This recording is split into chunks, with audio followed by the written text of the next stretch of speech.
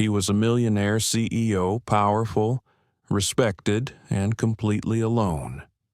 Until one rainy evening, a barefoot boy knocked on his door, not to ask for money, not to beg for himself, but for food for his two little sisters. What kind of child chooses to feed others before himself? What kind of man opens the door and never walks away again? This is not a story of charity. This is a story of choice, of two worlds colliding, one built on glass towers and silence, the other on survival, hope, and three tiny voices that refuse to be forgotten. But when their mother wakes from a coma and asks for them back, who really deserves to raise them? The man who gave them life or the man who gave them safety? What does it mean to be a parent when love is chosen, not born? You're about to witness a story that will make you question what family truly means and whether blood is ever stronger than loyalty. If you believe in second chances, if you've ever needed to feel chosen, this story is for you. Don't forget to like, share, and subscribe to our channel to follow this emotional journey from survival to forever. Let's begin. The morning had started like any other. Downtown Denver stirred to life beneath a pale winter sky. Glass towers shimmered with early sunlight. Steam curled from sidewalk vents, and suited professionals rushed between crosswalks with coffee in one hand and phones pressed to the other. Among them, Julian Reed stepped out of the revolving glass doors of Reed Logistics headquarters, the polished building bearing his name in etched silver above the entrance. He adjusted the sleeve of his ash-gray wool coat and exhaled. The air was crisp. His schedule was packed: an 8:30 strategy call, a 9:45 investor update, and a working lunch with the mayor's economic task force. His driver was waiting just around the block. The day, like most days, had been scripted down to the minute. Julian thrived in precision. Control wasn't just his preference, it was his armor. But what he didn't expect was a small voice rising from somewhere near his hip. "Sir, excuse me." He turned his head, puzzled. Then he saw him. A boy, barefoot, maybe 7 years old, wearing a torn navy hoodie 2 sizes too big, stood beside him on the icy concrete. His hair was tousled, his lips dry, and his cheeks flushed red from the cold. One of his hands clutched the edge of Julian's coat like it was a lifeline. "My sisters are hungry," the boy whispered. "Please, can you help us?" Time slowed. Behind them, business people rushed past, a blur of wool coats and designer scarves. No one looked twice.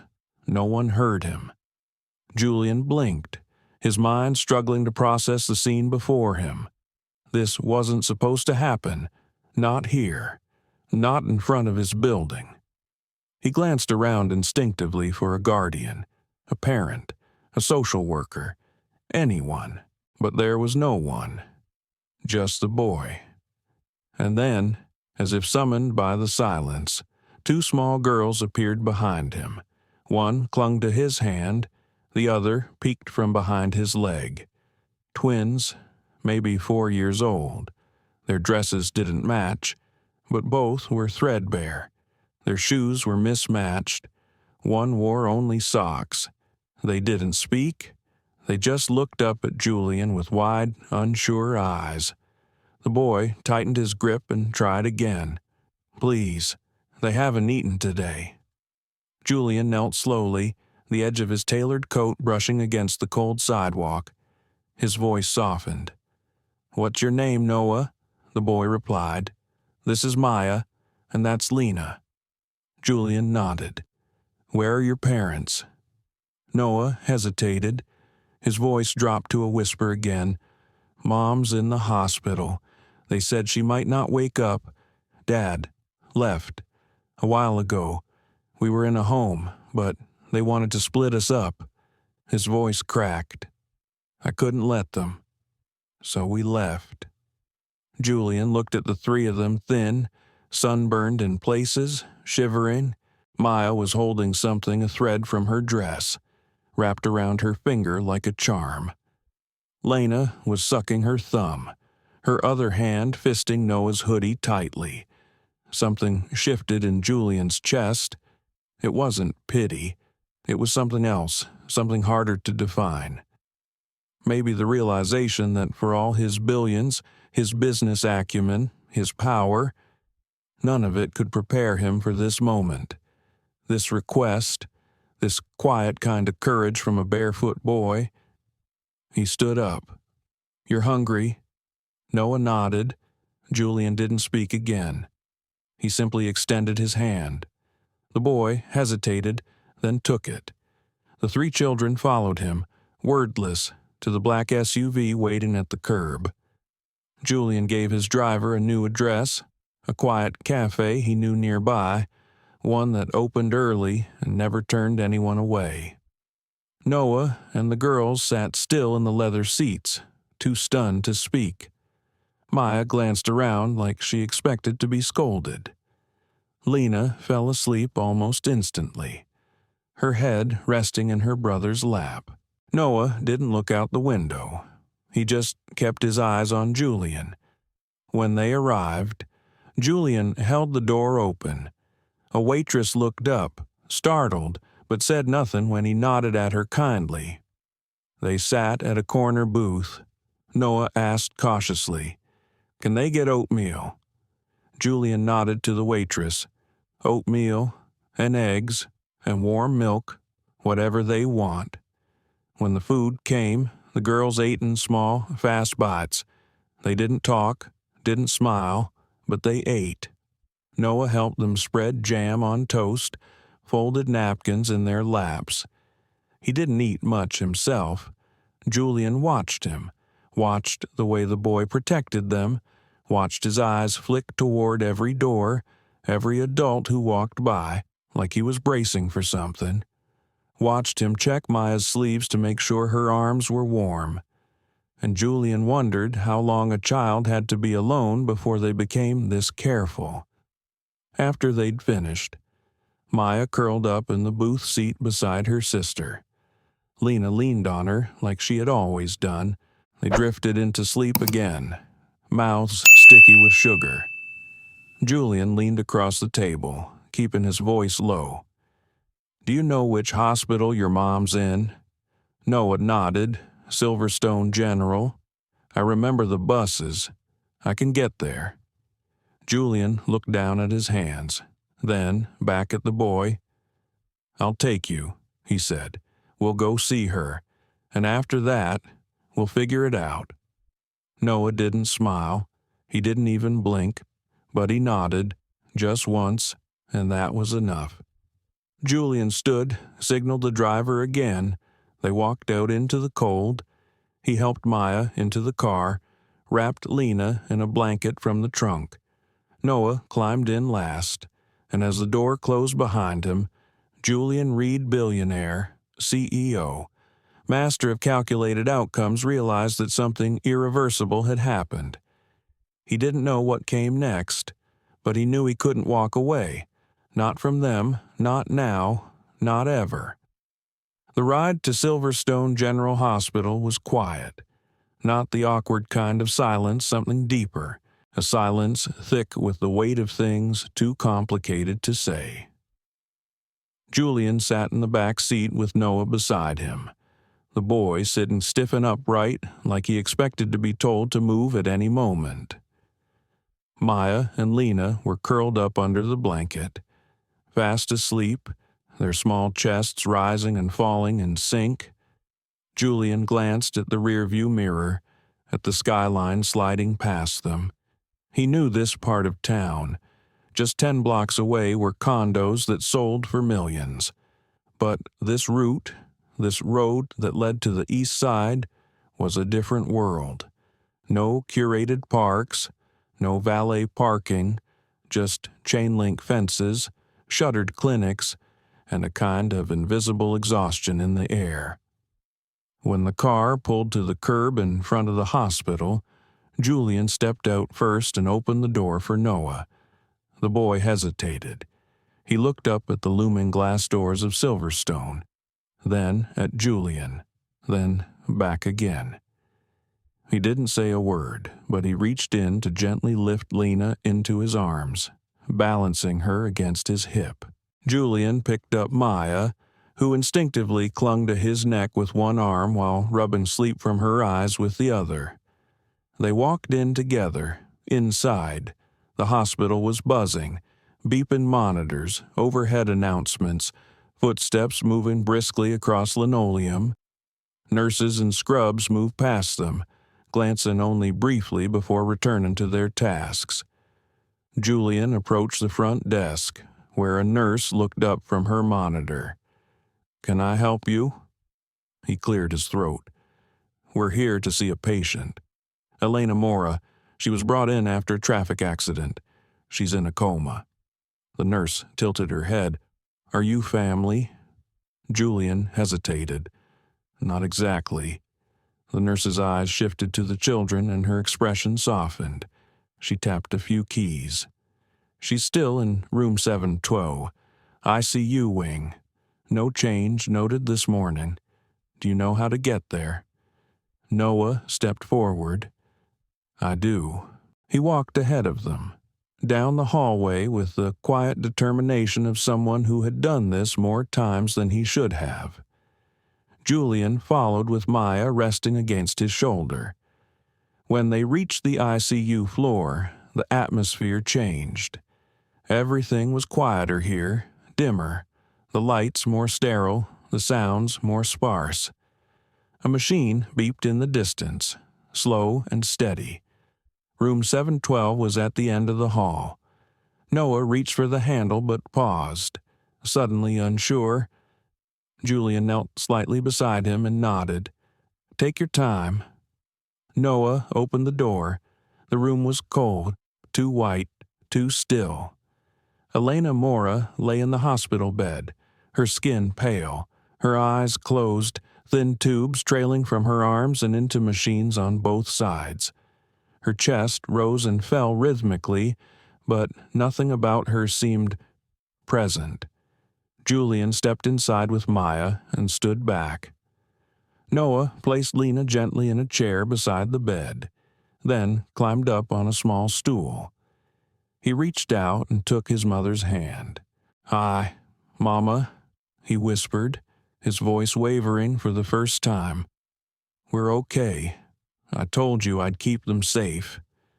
Maya clung to Julian's coat, her fingers twisting the lapel. She didn't speak. She didn't look at the machines. She just watched her brother. Julian stood by the doorway, silent, feeling like he'd stepped into someone else's life.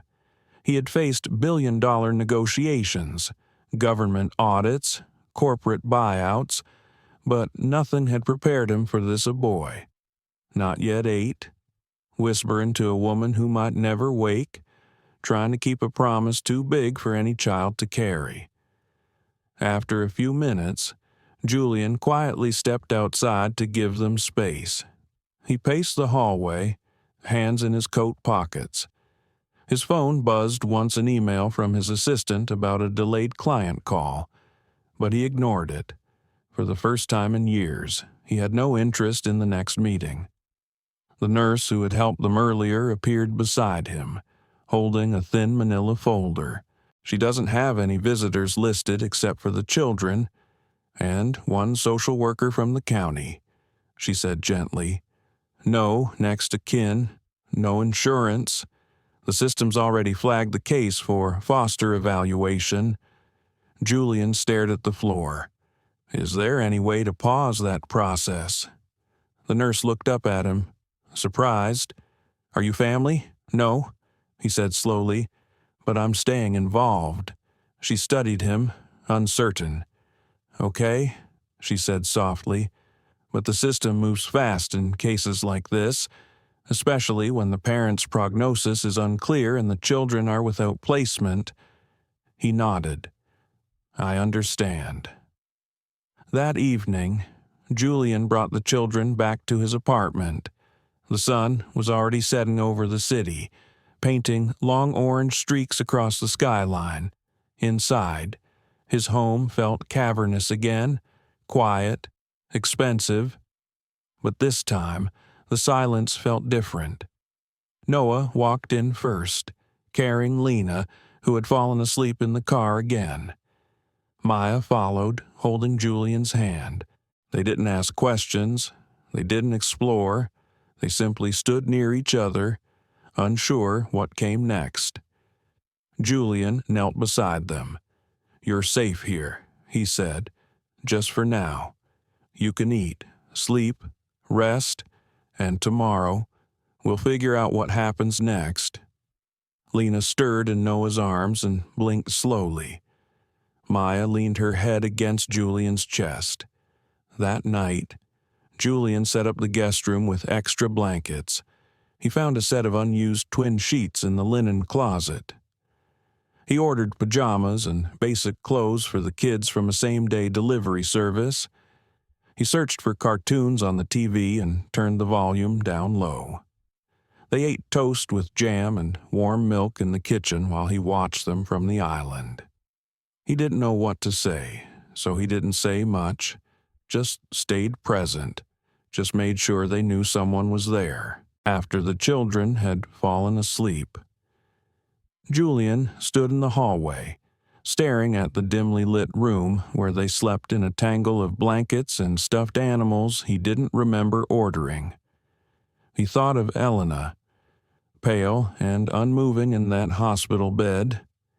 He thought of Noah's eyes wide and weary, always watching, always protecting. And he thought about how many times these children had been failed already. Julian wasn't a father. He hadn't even owned a pet. He was the kind of man who didn't leave coffee mugs in the sink, who had never missed a quarterly report, who couldn't remember the last time he'd cried. But standing there, listening to the soft breathing of 3 small children who had trusted him with nothing more than a whisper and a plea, he knew he couldn't look away. Not anymore. Julian barely slept that night. The apartment, though quiet, pulsed with a new kind of energy, an unfamiliar mix of tension, responsibility, and something that felt frighteningly like hope. The children were asleep down the hall, curled up in soft cotton pajamas and breathing evenly. But Julian sat alone in his office, scrolling through emails he had no intention of answering. He stared at the hospital intake report the nurse had emailed him. Elena Mora, 34, no insurance, employed part-time at a grocery distribution center, single mother of 3, condition coma, sustained traumatic brain injury, induced hypothermia protocol administered, long-term prognosis unclear. He read it 3 times. He wasn't sure why. The facts were cold and clinical, yet his reaction to them was anything but.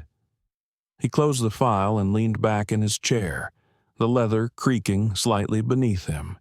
In a life measured by quarterly gains and flawless presentations, nothing had prepared him for the raw, unfiltered reality of a 7-year-old boy trying to be the parent to twin girls. And nothing had prepared him for how much that image had settled in his chest like a weight. By sunrise, Julian was already dressed. He moved quietly around the apartment, careful not to wake the kids. He made coffee but barely touched it. Instead, he stared out over the Denver skyline from his balcony, asking himself a question he never thought he'd have to consider. What now? When the children finally stirred, it was Lena who emerged first, wandering barefoot into the kitchen, her curls a tangled halo. She rubbed her eyes and looked up at Julian with a kind of quiet trust that made his breath catch. "Good morning," he said softly, crouching down. She said nothing, just nodded and leaned into his chest like she belonged there. Noah appeared moments later, already dressed, trying hard to keep his composure. He helped Maya out of the guest room, her hand tightly clasped in his. Julian served oatmeal with blueberries, something simple. The girls smiled sleepily between bites, but Noah didn't eat much. His eyes were alert, calculating, watching everything. After breakfast, Julian asked, "Would you like to go visit your mom today?" Noah looked up, his expression unreadable. "Can we?" "Of course," Julian said. "Whenever you're ready." They returned to Silverstone just before noon. The ICU was quieter than the day before.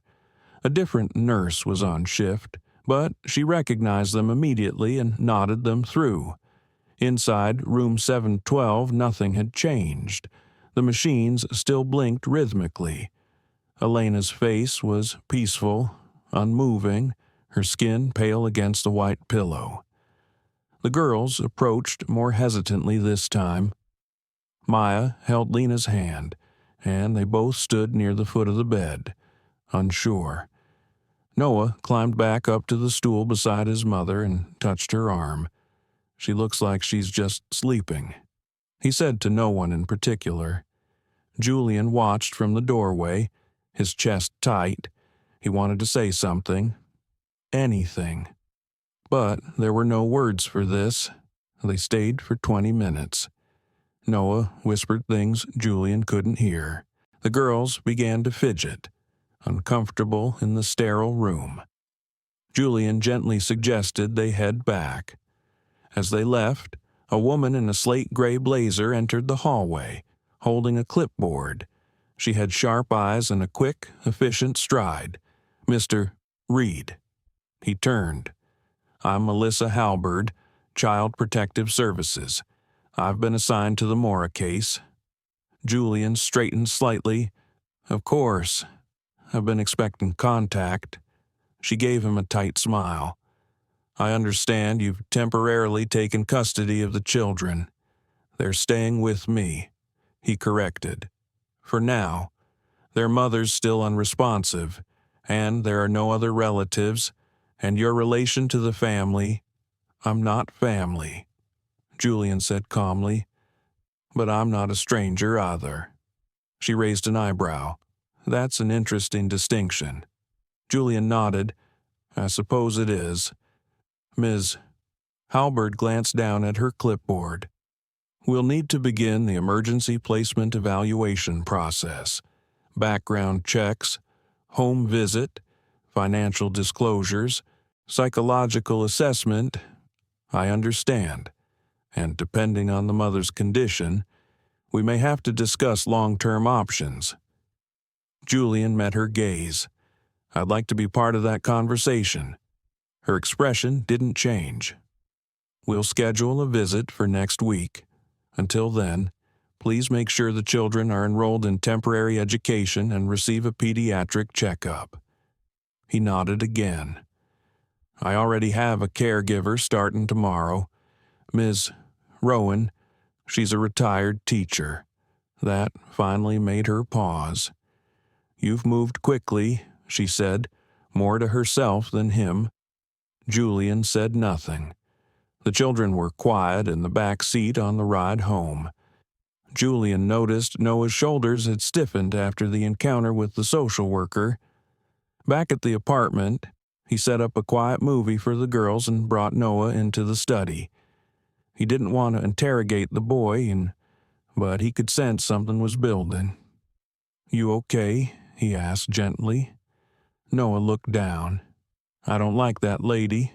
Ms. Halberd, she kept asking about our mom. If she ever left us alone, if she ever forgot to feed us, stuff like that." Julian frowned. "Did you answer I just said the truth, that she always came back, even when she was tired?" Julian sat beside him. "You did the right thing, but you know they have to ask those questions." Noah's voice dropped. "They tried to split us up before." Julian nodded slowly. "I know. They said we'd do better in separate homes, that it would be easier to manage.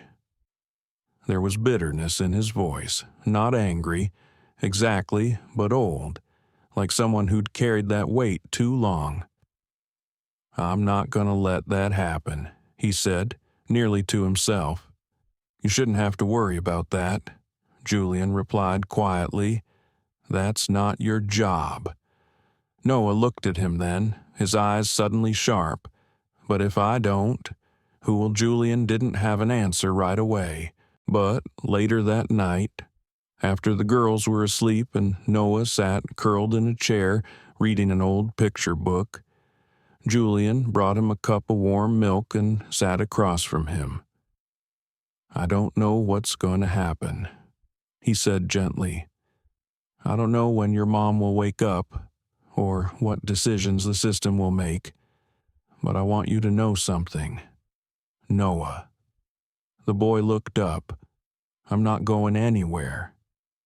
Noah studied him for a long moment, then gave a small, almost invisible nod, and for the first time, Julian felt like maybe the boy believed him. Julian used to love the silence in his home.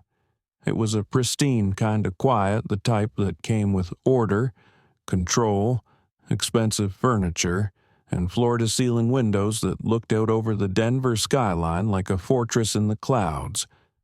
For years, he'd thought that silence meant peace. Now, it just felt hollow. The apartment was the same. Polished hardwood floors, minimalistic decor, everything in cool neutrals. But it didn't match the children now tucked inside its walls. They didn't belong to that color scheme.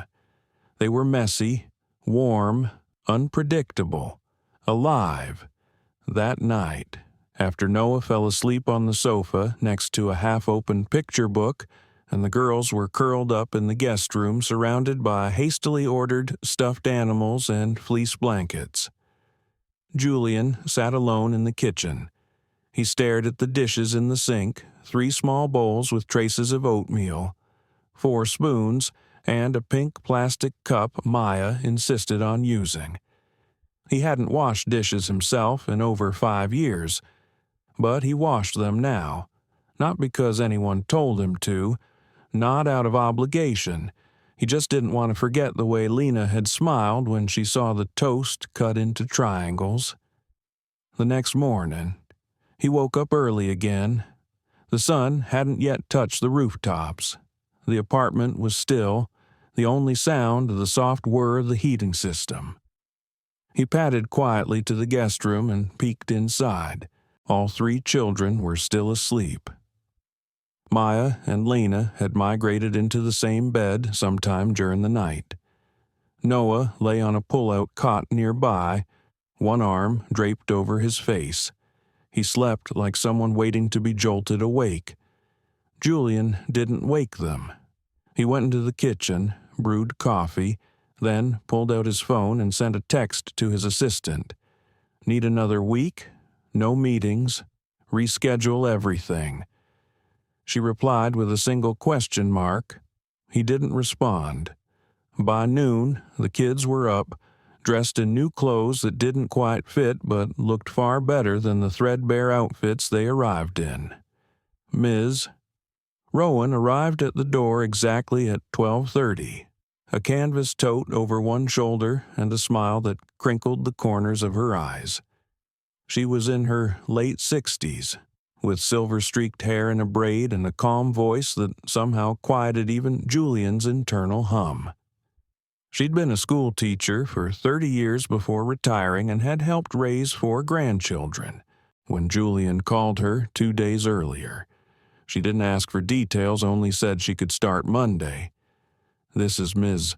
Rowan," Julian told the children as they stood quietly behind him. "She's here to help." The girls didn't say anything, but Noah stepped forward and offered a polite nod. "Hi," he said. "Well, hello there," Miss Rowan replied, crouching slightly. "You must be the boss of this bunch." Noah shrugged. but a hint of a smile tugged at his mouth. Within an hour, she had settled in with ease. She folded clothes with Maya on the floor, showed Lena how to gently water the apartment's one surviving plant, and sat with Noah at the kitchen table reviewing a workbook she brought. Julian watched it all from a distance. He didn't want to interfere. He also didn't want to admit how much he didn't know what he was doing. By late afternoon, the apartment no longer felt sterile. It smelled faintly of cinnamon toast and applesauce. A cartoon played softly in the background, and for the first time, the children laughed briefly, but freely. Maya giggled when Lena burped accidentally, and even Noah smirked. Julian stood in the hallway, unseen, listening. Later that evening, he sat with Rowan while the kids finished coloring in the next room. "I want to keep them together," he said. She nodded. "That's good, but I don't know what I'm doing." "Of course you don't," she said gently. "No one does at first." Julian rubbed his eyes. The social worker halberd, she seems skeptical. "She's doing her job, Ms." Rowan replied. "She's seen too many people try and fail, too many promises made out of guilt or ego, but she'll come around if she sees the kids are safe." He looked over at the girls. "Is that enough?" he asked quietly. "Safety, Ms." Rowan took a sip of tea. "It's a start," she said. "But love comes next, and I think it already has." Julian didn't respond right away. Instead, he watched as Lena crawled into her brother's lap and Maya offered him a crooked paper crown she'd colored yellow. He smiled, not because it was easy, but because it mattered. That night, as he helped the girls brush their teeth and folded pajamas into drawers that didn't even exist a week ago, he realized something startling. He didn't miss his old life. He didn't miss the office, the control, the meetings, the endless metrics. He missed sleep. He missed the silence in a physical sense, but emotionally, that silence used to echo. Now, the noise made him feel human again. Later, as he tucked Lena into bed and she whispered, "Can we stay tomorrow too?" Julian replied without hesitation, "Yes." And when he turned off the lights, he stood in the doorway for a long time before closing the door. The next morning, he dressed Noah in a clean set of khakis and helped him tie a loose-fitting hoodie. He checked the weather, packed snacks in a lunchbox, and took the children to a nearby clinic for their health checkups. It felt surreal. At one point, as they sat in the waiting room, Noah looked at him with narrowed eyes. "Why are you doing all this?" Julian blinked. "What do you mean? You're not our dad." "No," Julian said quietly. "I'm not. Are you going to keep us?" Julian looked down at the floor, then back at the boy. "I wanna," he said. Noah didn't respond, just stared forward again, like he was filing that answer away for later. After the appointment, Julian took them to a small bookstore cafe on the corner. They ordered cookies and hot chocolate. The girls sat by the window flipping through picture books. Julian watched them, and for a moment, it almost felt normal. That night, as he read a story aloud badly, with uneven character voices and frequent pauses, Noah sat nearby, pretending not to listen. But when the book ended and Maya clapped, Julian looked up to see the boy smiling slightly. It was the smallest thing, but it changed everything. The next few days passed in a quiet rhythm Julian never expected to crave.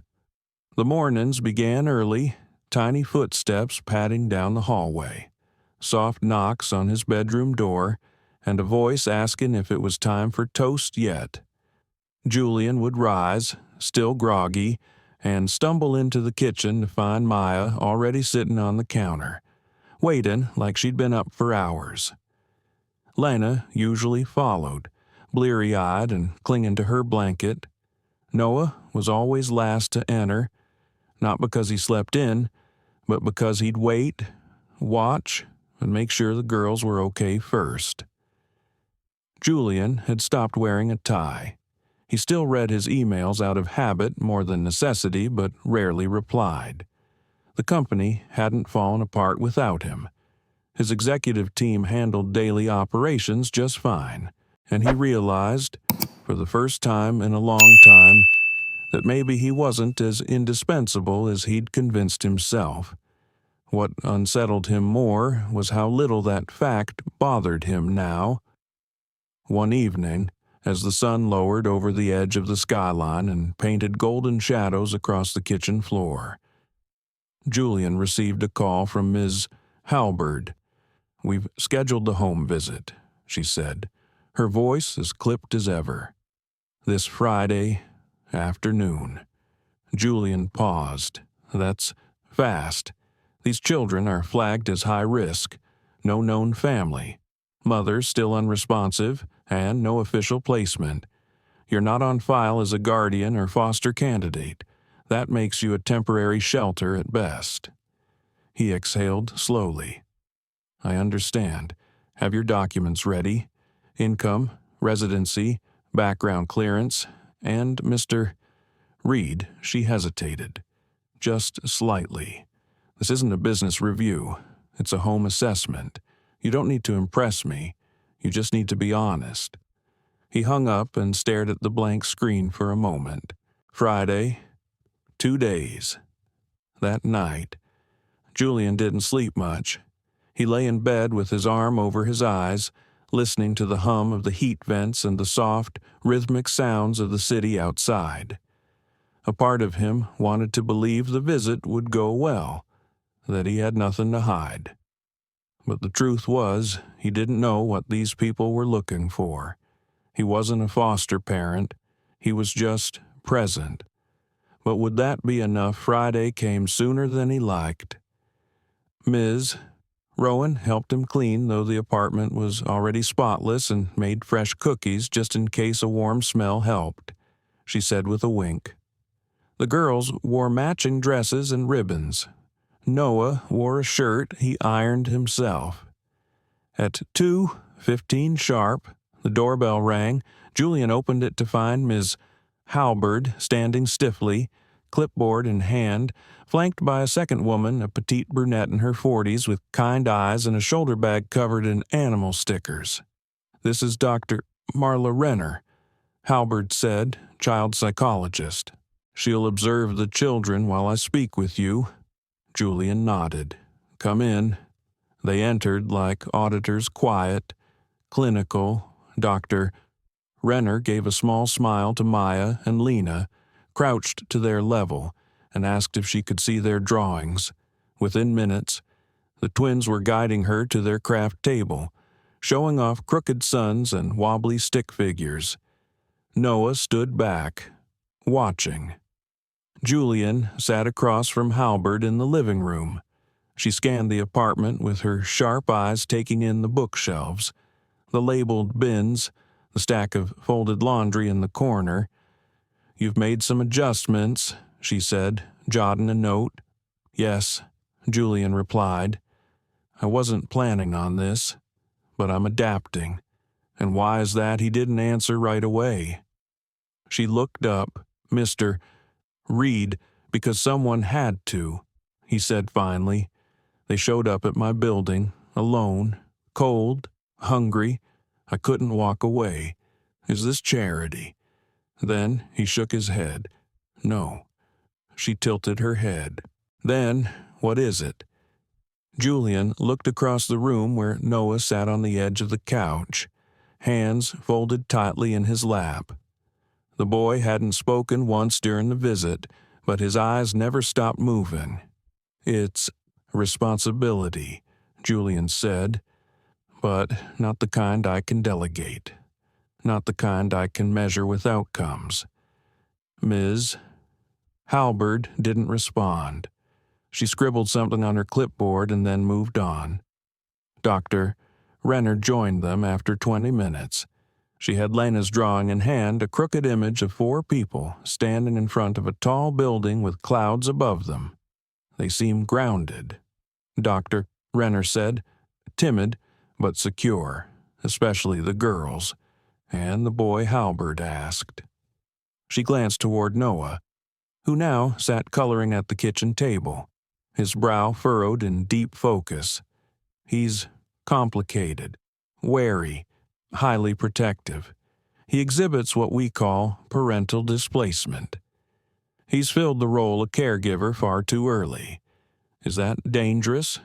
Not if it's being eased, she replied, and I believe it is.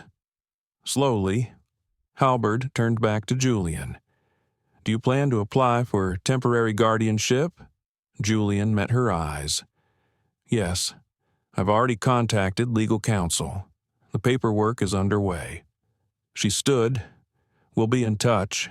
They left without ceremony, leaving behind a silence that felt heavier than usual. Julian sat down at the dining table and stared at his hands. Noah approached quietly. That lady doesn't like you, he said.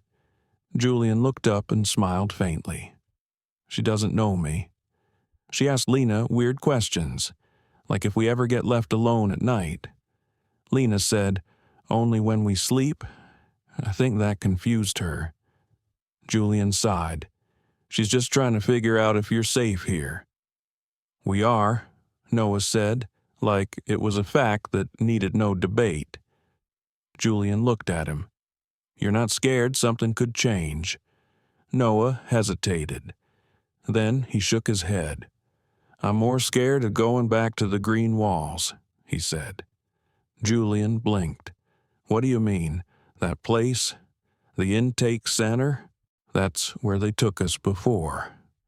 When Mom didn't wake up and no one came. The walls were green. Everything smelled like bleach. They said they'd split us up so it would be easier. He bit his lip. They didn't even say goodbye. Julian felt something in his chest twist. You're not going back there, he said gently. I promise. Noah didn't smile, but he didn't argue either. Later that evening, as the kids played quietly in the living room and Miss Rowan prepared dinner, Julian sat in his office and stared at the framed certificates on the wall. Business degrees, recognition plaques, awards, they all felt so far away now. He opened his desk drawer and pulled out a notepad. On it, he wrote a list. Legal guardianship in progress. Pediatric therapy, ask Rowan for referrals. Clothing sizes for winter. Maya's favorite animal, sob bunny. Lena sleeps better with the hallway light on. Noah likes his toast with only butter, not jam. He stared at the list, then added one more line at the bottom. Don't forget what matters now. Julian didn't consider himself sentimental. He wasn't one to keep souvenirs. He rarely celebrated birthdays. Most of his adult life had revolved around strategy, precision, and achievement, none of which required much sentiment. But lately, he found himself doing something he couldn't quite explain. He'd started saving things. A drawing Maya taped to his office door, 4 stick figures, 2 with bows, 1 with a crooked tie. A crumpled paper crown Noah had made for Lena that said Queen of Pillows. A note written in the shaky, child-sized letters, thank you for toast, love. He didn't know what to do with them exactly, so he kept them in a drawer, his top desk drawer, the one where he used to store important contracts. One morning, he opened the drawer, found the note, and just stood there for a long time staring at it. Then, without thinking, he closed the laptop on his desk and walked out of the room. The apartment had changed. Not in obvious ways, there were still clean countertops, still large windows, still his own shoes lined up perfectly by the door, but it was no longer the silent space he once prized. Now it was filled with noise, with presence, and with questions he didn't know how to answer.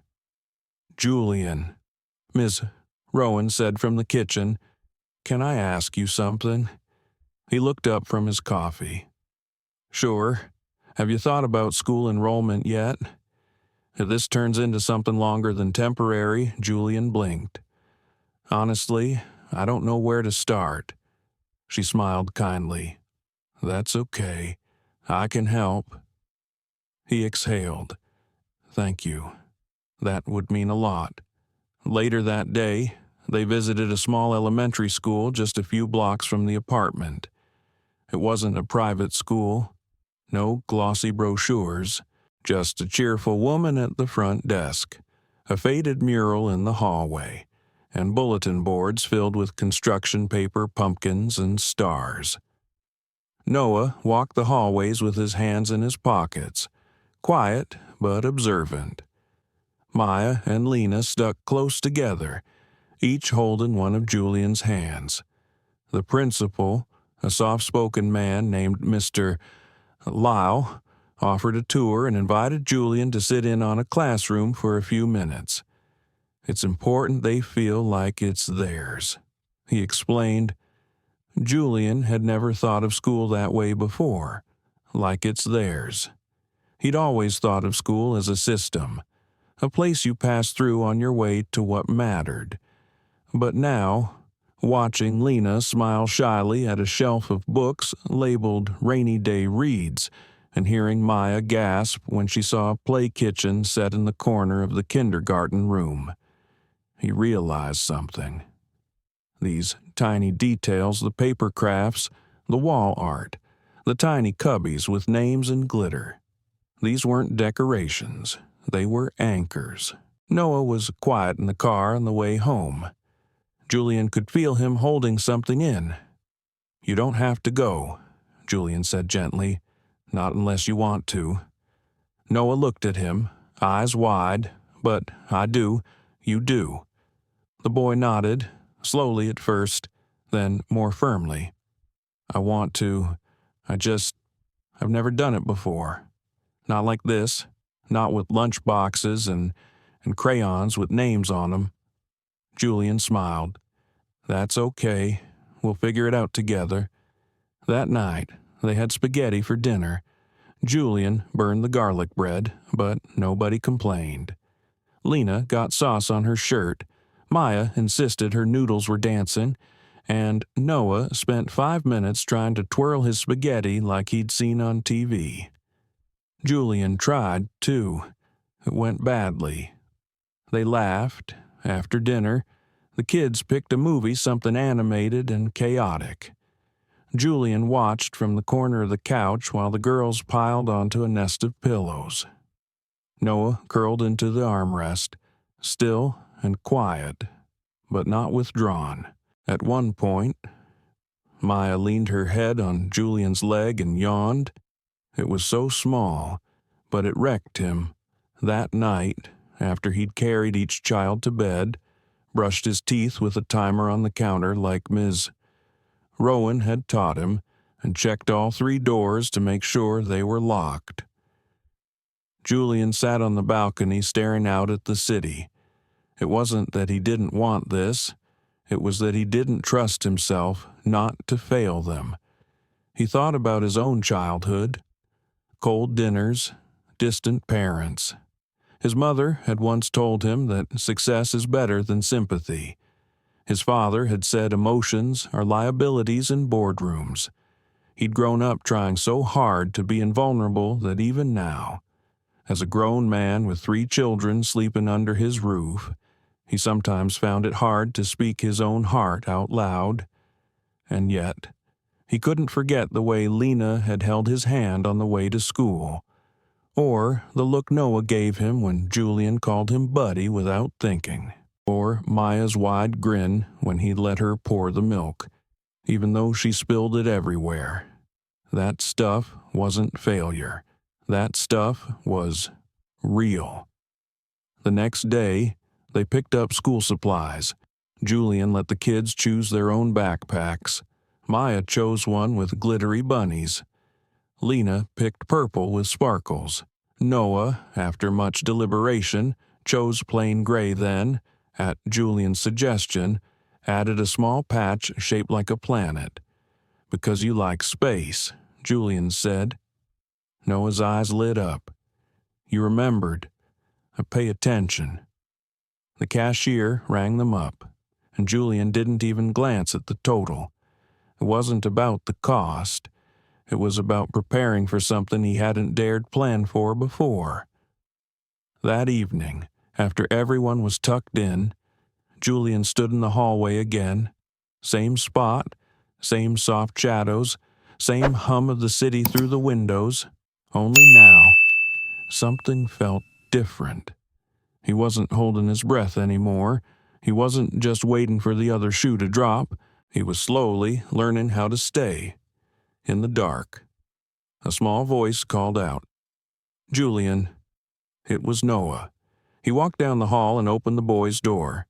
Noah sat up in bed, eyes wide but not scared, more like uncertain. "What's up?" Julian asked. Noah hesitated. "If we stay with you, does that mean we're, like, your kids?" Julian knelt beside the bed. "I don't know what the official word is," he said honestly, "but I know how it feels." "How does it feel?" Julian swallowed the lump in his throat. "It feels like something I never knew I needed." Noah didn't say anything, but a moment later, he lay back down and pulled the blanket up to his chin. "Okay," he whispered. Julian sat there until the boy fell asleep, and then, for the first time in what felt like forever, Julian slept too, deeply, and without fear. The sun was still rising over the city when Julian dropped the girls off at their new preschool program. They had insisted on wearing their sparkly backpacks even though it was only orientation day. Maya practically skipped to the door, while Lena held onto Julian's hand until the teacher knelt down and gently introduced herself. He watched through the window for a moment after they disappeared inside. A part of him had expected tears. Maybe his, not theirs. But the girls had been calm, tired, maybe, but curious, open. That felt like a victory. Back in the car, Noah sat quietly in the passenger seat. "You okay?" Julian asked. The boy nodded. "Yeah, just weird not to be with them every second." Julian smiled. "That's called breathing. Buddy, you've earned it." Noah didn't smile, but the corners of his mouth twitched. It was enough. They drove back home.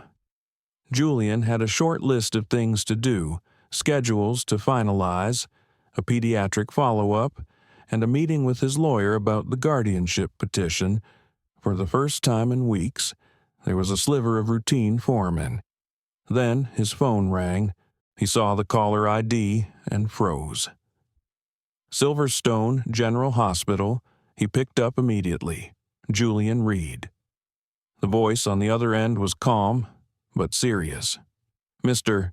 Reed, this is Nurse Camille Santos from the ICU. I wanted to inform you. Elena Mora opened her eyes this morning." Julian stopped breathing.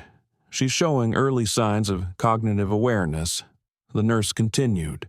"She tracked movement, responded to verbal prompts. We're starting the neurological evaluation now." He pressed a hand to his chest and leaned forward. "She's awake. She's still groggy, and it's early. But yes, Mr. Reed, she's waking up." He didn't ask questions, didn't wait. He canceled his calls, told Ms. Rowan to stay with Noah, and drove to the hospital without speaking. The world felt different, like everything was vibrating under the surface. Not with fear, but with something more delicate, something hopeful. He parked without thinking and walked through the lobby. passing familiar nurses and security staff who nodded at him. He moved through the ICU corridor like a man trying not to shatter something. Room 7112. He paused at the door, hand resting on the handle. Inside, the machine still beeped, but softer now. The lights were on, the blinds were open, and in the hospital bed, propped up slightly on pillows, sat a woman with tired eyes and tangled hair, blinking slowly at the ceiling. When he stepped in, she turned toward the movement, her eyes focused. Recognition flickered, then confusion. Julian stopped a few feet from the bed. Ms. Mora. Her lips parted. The sound that came out was barely a whisper. "Who are you?" He moved slowly, pulling a chair beside her. "I'm Julian Reed. I've been helping care for your children while you've been here." She blinked. "Processing. My children. They're safe," Julian said gently. "All three. Noah, Maya, Lena. They're okay." At their names. Her breath caught. Her fingers twitched, grasping at the blanket. They're okay," she asked again, voice shaking. Julian nodded. "Noah found me. Outside my building. He asked for food. Said his sisters were hungry. I couldn't just ignore it." She closed her eyes and a tear slid down her cheek. I thought they'd be taken. Separated. I couldn't stop it. You don't have to explain." Julian said softly. "Noah told me everything. About the group home, about how he kept them together." She covered her face with trembling hands. Her voice cracked. "He's just a boy. He shouldn't have had to. But he did," Julian said, "and he did it well. You'd be proud." She looked at him then, really looked. Her expression softened, and her voice steadied slightly. "Thank you," she whispered, "for keeping them safe." He felt his throat tighten. "Of course." There was a pause, a long, fragile silence. Then she asked, "Are they here?" "Not yet. The doctors said to wait a day or two. They want to monitor your reaction. Make sure it doesn't overwhelm you physically." She nodded, slowly. Then she reached out and touched his hand. "Will you bring them?" Julian nodded. "As soon as I can." Later that evening, he returned home with a silence heavy in his chest. Noah met him at the door. Well, Julian crouched to meet his eyes. "She's awake." The boy froze. "What she woke up. She's weak, but she remembered your names. She asked about you." Tears welled in Noah's eyes instantly. He didn't cry, not fully, but he sat down hard on the floor like the weight of hope had knocked the air out of him. Julian placed a hand on his shoulder. "We'll visit her soon. She's not ready yet, but she's there. She's coming back." Noah nodded silently. That night, the apartment felt different again. It wasn't grief now, or fear. It was waiting. When Julian checked on the children before bed, he found all three in the same bed, arms draped over one another like vines. Maya had her thumb in her mouth. Lena had one of Julian's old socks pulled up over her elbow like a sleeve. Noah had his head buried in a pillow, but he stirred when Julian adjusted the blanket. He opened one eye. "Are you still gonna be here? If she comes back," Julian didn't hesitate. "Yes, if you'll still have me." The boy blinked. "Okay," he whispered, and for the first time since they'd met, he fell asleep with his back to the door. Julian sat on the edge of his bed that night, staring at the framed city skyline across from him. The room felt both too large and too small at the same time.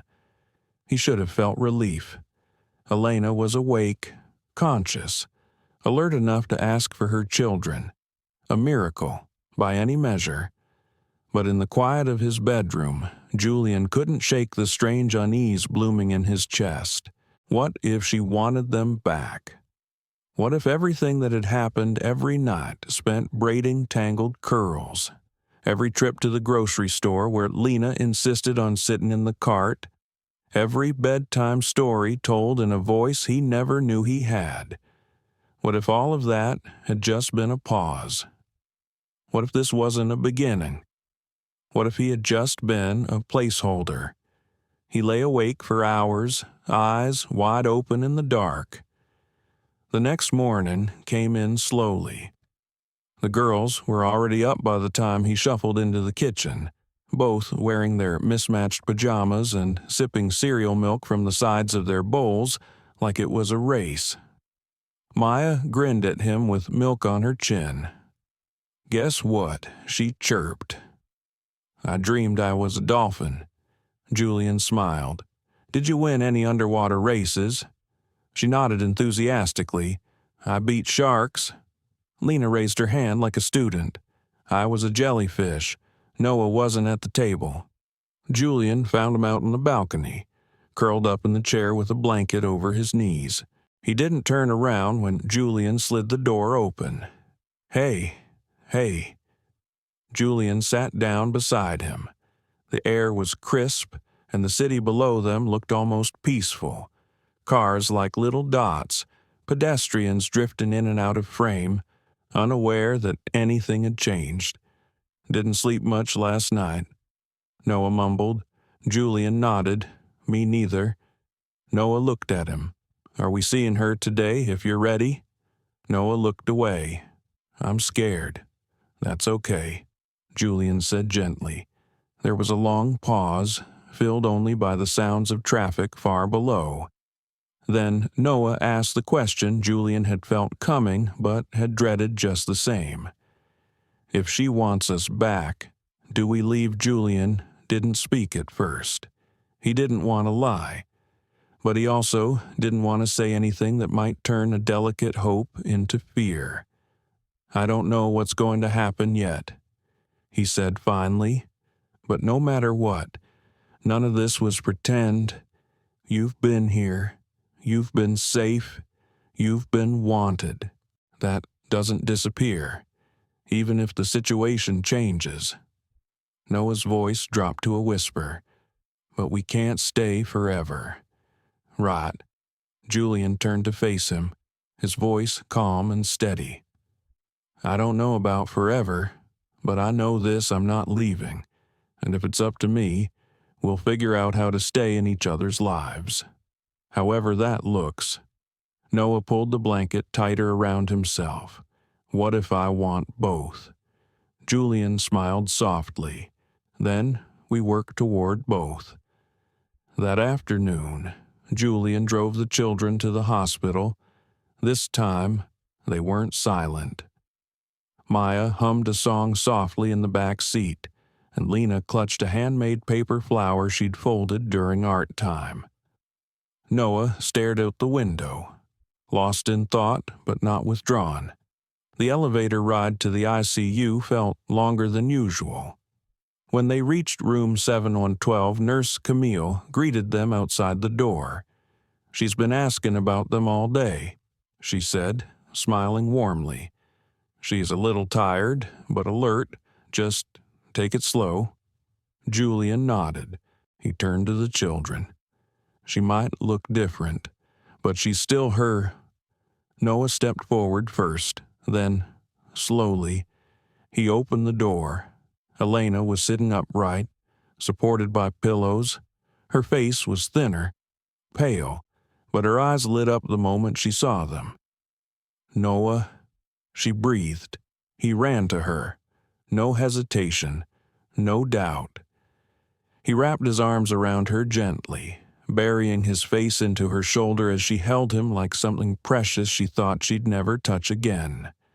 Her arms trembled from the effort, but she didn't let go. Maya and Lena hesitated at the threshold. Julian bent down beside them. "You don't have to rush," he said softly. Maya looked at him. What if she doesn't remember us? She remembers, Julian said. She never stopped. They walked in together, hand in hand. Elena opened her arms as best she could, tears streaming silently down her face. "My girls," she whispered. They climbed onto the bed, small bodies folding into hers, the room filled with a kind of silence that didn't need words. Julian stood back, just watching. Camille quietly stepped beside him. "You okay?" He nodded slowly. "I think so." Bittersweet. He smiled faintly, more sweet than bitter. They stayed for nearly an hour.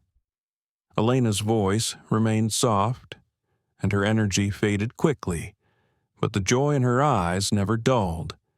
She kissed their foreheads, thanked Julian over and over, and held onto their fingers until the nurse gently stepped in.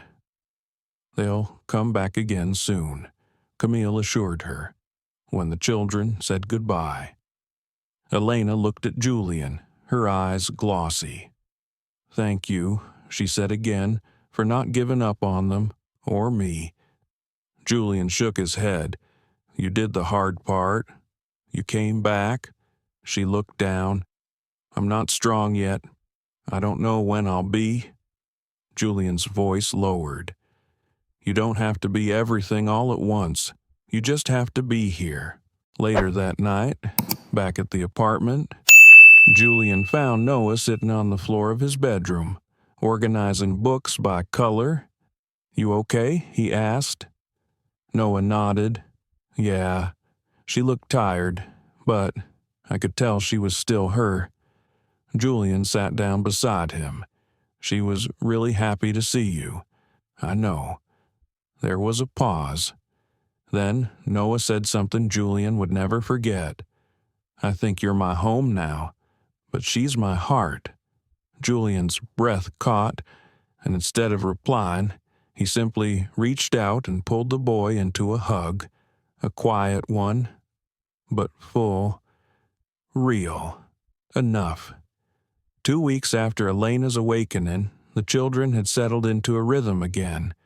Maya and Lena sang the days of the week song every morning before school. Noah took charge of their lunch boxes, inspecting each with the seriousness of a customs officer. Ms. Rowan began teaching them how to fold laundry, mostly with giggles and pillow fights rather than actual folding. But Julian felt something shift. It was in the in-between moments, like when Lena would glance toward the front door and whisper, "Will Mama come today?" Or when Maya drew 2 houses in her crayon sketches, one with windows that looked like their apartment, and another with a flower box and a red roof that only existed in her memory. It was in Noah, too. He was quieter again, more polite, less playful, not withdrawn, but watchful, as if waiting for a verdict no one had spoken aloud. Elena had made tremendous progress. She was now able to sit on her own, hold brief conversations, and read short books to help re-engage her memory. The physical therapists were encouraged, the doctors were cautious, and Julian was stuck somewhere in the middle. One afternoon, Ms. Halberd returned, not with a clipboard this time, but with a folder. She sat at the kitchen table with Julian while the children played down the hall. "Elena's undergoing full evaluation this week," she said. "Physical capacity, memory stability, mental clarity." Julian nodded. "She's strong, still recovering, but she's more herself every day." "She's requested full custody reinstatement," Halberd said flatly. Julian's heart thudded once, then twice. He had expected this, and yet, "Is that a guarantee?" he asked. "No, it's a petition. But given that she's the biological parent, if she passes the assessments, the court will lean in her favor unless evidence suggests it wouldn't be in the best interest of the children." Julian leaned back, staring at the kitchen ceiling for a moment. They love her, that's clear, but they're settled here. That's also clear. Halberd closed the folder and folded her hands. I'm not here to play judge. I'm here to assess impact. So let me ask you something. Mr. Reed, if she regains full capacity, what do you want to happen? Julian hesitated. For the first time, he didn't have a polished answer. Not a strategic one, not a rehearsed one. He looked toward the hallway where Noah's voice echoed faintly, telling Lena not to eat the crayon, while Maya argued that blue tasted like bubble gum. I want what they want, Julian said. Halberd tilted her head. And if what they want splits them in two directions. He went quiet. That night, Julian visited Elena alone. She was sitting by the window in her room, a blanket around her shoulders, a worn paperback in her lap. She looked up as he entered. I hoped it would be you, she said. He smiled gently. How are you feeling, clearer? She replied, which is somehow harder than the fog. Julian pulled up a chair. Can we talk honestly? She nodded. Please, I know you're asking for custody back. I am. You have every right. Her eyes welled, but she blinked quickly. I need them. Julian, they're my babies. I know, he said softly, and they need you. But I also need to ask, do you think they're ready? She looked away. I don't know. I'm not trying to stop you, he continued. But I need you to know that these last months, they've changed things. They aren't the same scared kids who came to my doorstep. They're thriving. I see it in their eyes, Elena whispered. Even Noah, especially Noah. Julian leaned forward. He loves you. He defends you every time your name comes up. But he's scared too, because this is the first time in his life he hasn't had to be the parent. She swallowed hard. I made so many mistakes. We all have, Julian said, but the question is, what happens now? There was a long silence. Then she whispered, would you stay in their lives? Julian blinked. I'm not asking to erase you, she continued. If the court grants custody back, I'd still want you there. They'd want you there. I don't know what role that is, Julian said honestly. Maybe it's not a role, she replied. Maybe it's just someone who doesn't leave. He exhaled, and in that moment, something eased between them.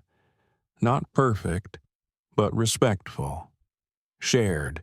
When he got home, the kids were in the living room building a castle out of couch cushions. Lena wore a towel as a cape. Maya held a wooden spoon like a scepter. Noah sat in the throne, reading aloud rules for Pillow Kingdom diplomacy. Julian stood in the doorway, watching them. For now, they were still his, not by blood, not by law, but by trust. And that, he realized, was the most fragile and most sacred bond of all. Julian didn't sleep the night before the court hearing. Not because he feared losing, but because he feared being right about what losing meant. He kept pacing, from the bedroom to the living room and back again. At 2:17 he sat on the floor beside the bookshelf, his back resting against the cold wood. His eyes burned from staring at nothing. He wasn't afraid of a courtroom. He'd stood before senators, out-negotiated billionaires, defended entire industries from collapse with a single speech. But this was different. This was personal. At 7 Ms. Rowan entered quietly and set a cup of coffee beside him. She didn't say anything at first, just sat down beside him with her own mug in hand. You look like someone trying not to break, she said eventually. I feel like someone already did, he replied. She looked at him. You did something most people wouldn't even try. You became a father overnight. No training, no guarantee, just love and instinct. Julian exhaled. And it might not be enough, but it was enough. She said, it is enough. Even if today's outcome changes the path, it doesn't erase the journey. By the time they got the kids dressed, fed, and into the car, the mood had shifted. Maya wore a blue dress. Lena insisted on matching. Noah wore his gray button-up shirt and the same sneakers he'd had when Julian first found him. When they pulled into the courthouse parking lot, Julian turned off the engine and sat still for a long moment. You don't have to come in, he told them. You can stay with Ms. Rowan. Noah looked at him. Do you want us there? Julian hesitated. Only if you want to be. The boy nodded. Then we want to be. The courtroom wasn't large, no jury, just a judge, 2 attorneys, a clerk, and a few folding chairs. Judge Talia Myers was sharp-eyed but soft-voiced. She greeted everyone by name. Julian liked her immediately. Elena sat across from him, her hair pulled back, her hands trembling slightly in her lap. She looked healthier, stronger, but still fragile around the edges. Julian hadn't prepared a speech. He hadn't planned to speak at all unless asked. But then Judge Myers looked at him directly and said, Mr. Reed, I understand you've had temporary custody of the Mora children during their mother's hospitalization. Would you like to address the court? He rose, cleared his throat, and found that his voice didn't shake. I never planned to become a guardian. He began, much less a father. But the day Noah stood at my door, barefoot, and asked for food, not for himself, but for his sisters, I knew I couldn't walk away. The judge listened, pen in hand but not writing. In the weeks that followed, I learned how to braid pigtails. I learned which color cup causes arguments. I learned that bedtime stories can solve almost anything except questions like, why did Mama go away? He paused. They are not my children by blood, but they are my family. And even if today marks the end of that, I want the court to know it was real, every bit of it. He sat down. The room was silent for a beat. Then the judge looked at Elena. Ms.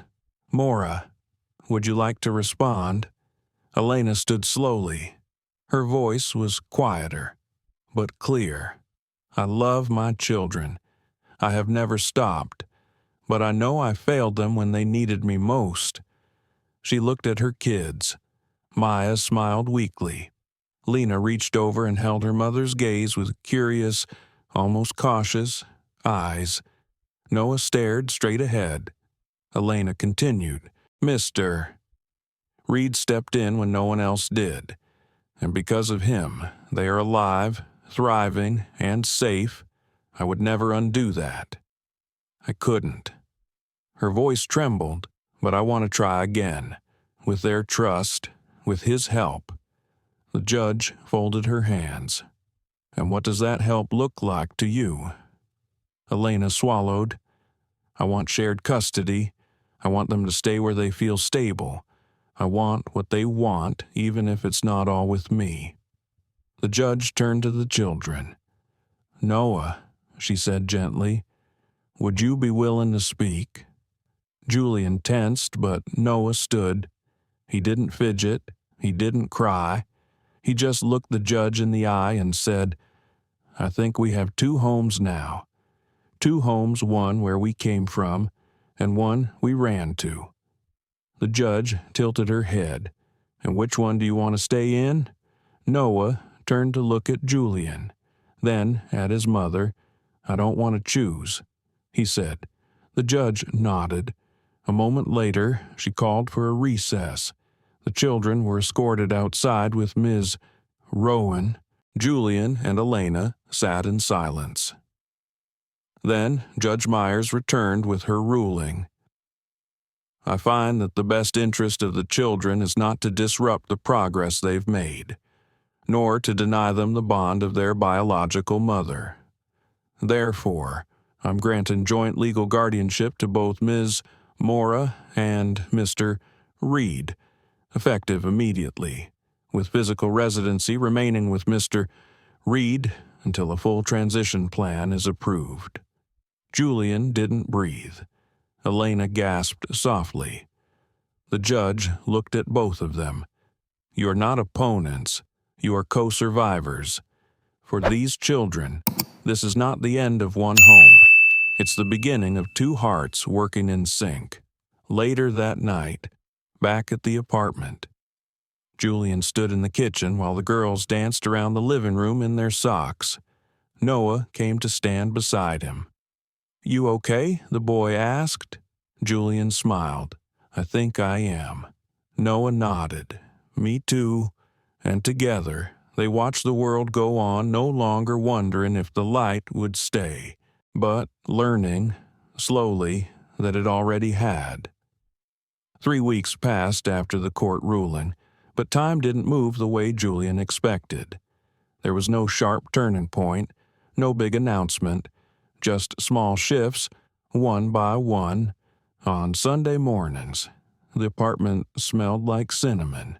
Not because Julian baked, he didn't, but because Elena had begun coming over early to cook with the girls. They stood on stools beside her, stirring with oversized spoons, giggling when flour hit the floor.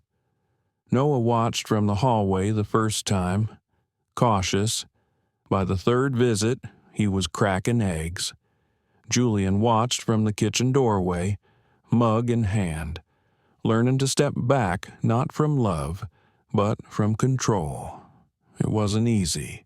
Letting go rarely is, especially when it isn't about surrendering custody but space. Some mornings, Elena stayed after breakfast. She'd sit on the floor and braid Maya's hair while Lana colored pictures of ducks and rainbows.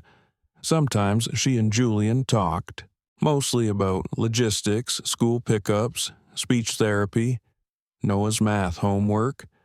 But once in a while, they talked about harder things, past things. I still don't know how I lived through that car crash, she said one afternoon, or how they made it alone. Julian didn't try to answer. Some questions aren't puzzles to solve, just truths to hold. One evening, when the girls had fallen asleep on the couch watching cartoons, Elena quietly asked him, Do you ever wish you hadn't answered that knock on your door? Julian looked at her. No, he said, not for a second. She nodded, her eyes soft. You saved them. They saved me, he replied. Another shift came one rainy Thursday when Maya had a fever. Julian had rushed home from a meeting, soaked from head to toe, only to find Elena already curled on the couch, Maya in her lap under a quilt, the humidifier humming in the background. She wouldn't sleep unless she felt a heartbeat, Elena whispered. Julian watched as Lena snuggled closer to her mother's side. He knelt beside the couch and touched Maya's forehead. Still warm, but not as bad. She's okay, he said quietly. Elena looked at him. I know, but it was in her eyes that flicker of shared burden, of co-captains managing the same fragile ship that Julian felt the weight begin to lift. Later that night, Noah came into the living room after brushing his teeth. He stood between them for a moment, then asked, Can I say something weird? Elena smiled. Always. I think we're like a sandwich, he said. Mama is one side, Julian is the other, and we're the stuff in the middle. Julian laughed gently. So, what kind of sandwich are we? Noah thought for a moment. Peanut butter and jelly, because sometimes we stick together, and sometimes it's messy. Elena reached over and pulled him close. It's the best kind. The next morning, Julian received a letter from the school. It was about enrollment for next year and a section asking about guardianship documentation. He sat at the kitchen table, staring at the form. Check one box: mother, father, other. He didn't check anything at first. He just stared. Then Elena walked in, drying her hands on a towel. "Need help?" she asked. Julian handed her the paper. She read the section. Then, without a word, she picked up the pen and wrote 2 words beside the option shared guardianship, both. She signed it, then slid it back to him. Julian stared at the simple handwriting. "Is it strange," he said softly, "that all of this, feels more like family than anything I've ever known?" Elena looked at him for a long time. "No," she whispered. "It just means we did it right. That weekend, they all went to the park together. It wasn't planned. Just a warm afternoon, kids with restless legs, and a basket of snacks thrown together in under 5 minutes. Maya and Lena raced toward the slides. Elena walked with them, slowly, gently coaching Maya not to climb too high. Noah stayed behind with Julian, kicking a soccer ball back and forth across the grass. "Do you think this will last?" Noah asked between kicks. Julian stopped the ball. "What do you mean? This balance? Mama being better? Us being together?" Julian sat on the grass, the ball resting beside his leg. "I think it'll last as long as we all keep choosing it." Noah nodded. "That's what I want. To choose, not just be chosen." Julian felt his chest tighten. "Then we'll keep choosing, as long as it takes." That night, when the girls were asleep and the apartment lights were low, Elena lingered at the doorway. "I should go," she said. Julian nodded, but before she stepped out, she turned. "You know, I've been thinking. Dangerous?" He teased. She smiled. "What if we look for a place, a real one, near the school, with 2 rooms, one for me, one for them. You stay where you are, but we share weekends, dinner nights, maybe even Tuesday breakfast, just because—" Julian paused, not because he was unsure, but because it felt like the final piece sliding into place. "I'd like that," he said. "A lot."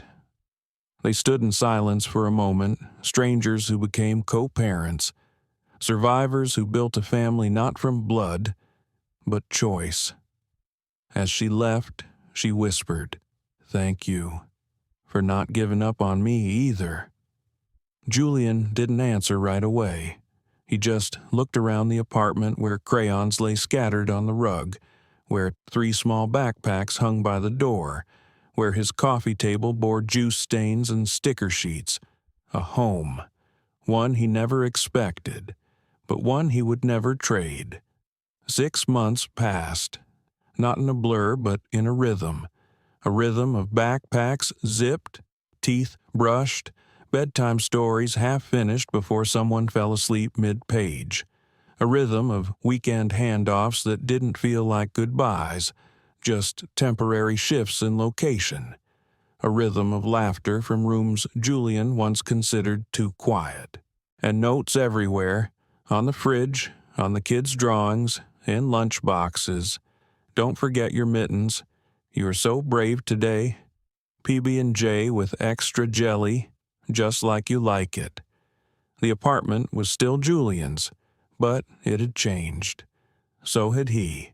The man who once structured life around strategy calls and stock reports now knew exactly which episode of the twins' favorite cartoon had the rainbow octopus, and that Noah liked his sandwich crusts off except on Fridays.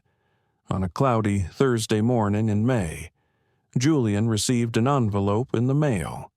Inside was a letter from the district office, a note of commendation for extraordinary guardianship through crisis. signed by the school principal. Apparently, the children had been selected to present at the school's Community Appreciation Assembly. Julian set the letter on the counter and stared at it, not because of the words, but because of the handwritten note at the bottom. Reed, your name comes up every time we talk about kindness. Later that evening, Julian sat at the dining table with Noah while the twins played in the living room. Elena was on her way over. Thursday had become her night to join for dinner. Noah was quiet, drawing something with a mechanical pencil on grid paper. "What's that?" Julian asked. "A floor plan," Noah replied matter-of-factly. Julian leaned over. "For what? For a treehouse," he said. "One with 2 escape ladders, just in case." Julian smiled. "Smart thinking. I want to build it one day," Noah said. "With you." Julian looked at the boy so still, so certain, and felt the kind of pride that doesn't come from biology or paperwork, but from presence. "You will," Julian said. "We will." When Elena arrived, the girls ran to greet her as usual, and soon the dining room was filled with the aroma of baked chicken and roasted vegetables. Halfway through dinner, Maya announced loudly. I burped and said, "Excuse me," even though nobody heard it. Elena laughed. "That's excellent manners," Lena chimed in. "But I heard it." Noah rolled his eyes playfully. Julian just smiled. As the plates cleared and the dishes piled into the sink, Julian poured tea for the adults. He and Elena sat in the quiet hum of after-dinner calm while the kids drew pictures of rockets and butterflies on construction paper. "I meant to tell you," Elena said, setting her mug down. "There's a volunteer opportunity at the Children's Library next month. Storytime readers." Julian raised an eyebrow. "You want me to read in public?" "Come on," she teased. "You do all the voices." "I do not." "You absolutely do," she said, grinning. "Your dragon voice is legendary." Julian laughed. "Only for them." Elena leaned forward, her voice softening. "That's the thing. They are the point." He nodded. Then she reached into her purse and pulled out a small, wrapped box. "I was going to wait till next week," she said, "but this feels right." Julian opened it slowly. Inside was a custom-made keychain, a small silver plate with 5 names engraved in simple lettering: Julian, Noah, Maya, Lena, Elena. On the back, one word chosen. He stared at it for a long moment, emotions threading their way through his throat. "I didn't know what to get you," she said softly. "For being everything you never had to be but became anyway." Julian swallowed hard. "Thank you," he whispered. He didn't need to say more. The next morning was the assembly. Noah had been selected to speak, not because of grades or sports, but because of something his teacher described as emotional integrity beyond his years. Julian sat in the 3rd row of the school auditorium, holding his breath as Noah approached the podium in his neatly ironed shirt and slightly crooked clip-on tie. The microphone squeaked once. Noah adjusted it, then looked out at the sea of parents and classmates and teachers. "When my mom got hurt," he began, "I thought maybe we'd end up nowhere. We were already kind of lost. And I didn't think anyone would care." He paused, but someone did. Someone who wasn't supposed to. Julian sat frozen, and now, Noah continued, "We have 2 houses, 2 grown-ups who love us, and 3 places we belong: my old home, Mr. Julian's apartment, and anywhere we go as long as we're together." A murmur rippled through the room. Noah's voice softened. "You don't have to be someone's dad to be their family. You just have to stay." When the applause came, It wasn't thunderous. It was warm, sustained, honest. That night, as Julian tucked the twins into bed, Lena blinked sleepily and asked, "Are you going to stay forever?" He kissed her forehead, longer than that. When he stepped out of their room, he found Noah sitting cross-legged on the living room floor, surrounded by sketchbooks and colored pencils. "What are you working on?" Julian asked. "Another floor plan. For the treehouse." Noah shook his head. "No, for a real house. One with space for all of us. Just imagining." Julian knelt beside him. "Can I see?" Noah flipped the page toward him. There, in rough pencil lines, was a wide-open living space, 2 bedrooms marked M and L, 1 marked Mom, and a small extra room labeled Books plus Dragon Voice. Julian smiled. "I like this blueprint." Noah nodded. "Me too." Then he looked up and asked, "Is this what a forever family feels like?" Julian didn't answer right away. He just pulled the boy into a hug, held him close, and whispered the only thing that mattered, yes. Sometimes family isn't who you're born to. It's who stays through every sleepless night, every tantrum, every silent question that asks, "Will you leave?" 2. Julian didn't need to raise children, but when no one else showed up, he did. And when their mother returned, he didn't disappear. He chose to stand beside her, not for credit, but for love. This wasn't a story about adoption or survival. It was a story about choosing to love again and again when it's messy, inconvenient, and uncertain. It's about how trust can be rebuilt, how healing isn't linear, and how dignity is restored, not by grand gestures, but quiet consistency. And it reminds us, you never know what's behind a child's silence. You never know who a barefoot boy might grow up to become, if only someone believes in him. Let this be a call to all of us not to look away, because sometimes all it takes is one open door to change 5 lives forever. If this story touched your heart, please like, share, and subscribe to support more powerful stories like this. Stay with us for the next chapter because every voice deserves to be heard.